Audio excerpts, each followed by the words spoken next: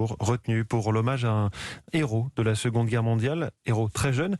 Il était surnommé Quinquin et s'appelait Marcel Pinte. Son nom sera gravé sur le monument aux morts d'Aix-sur-Vienne, près de Limoges. Lord d'Autriche, c'était tout simplement le plus jeune résistant de France.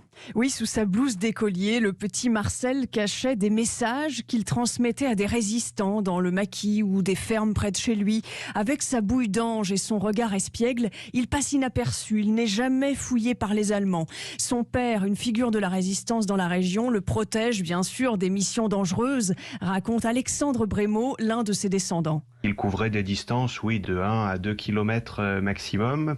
Le jeune Marcel était un enfant qui avait le contact facile avec les adultes, qui comprenait que ce qu'il faisait, bien sûr, était hostile à l'occupant allemand, puisque à partir de 1943, la Haute-Vienne était en zone occupée.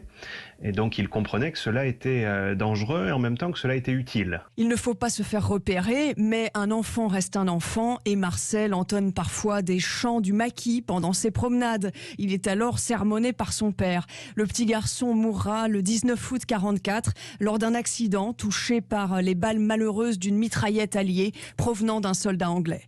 L'histoire racontée par Lord d'Autriche.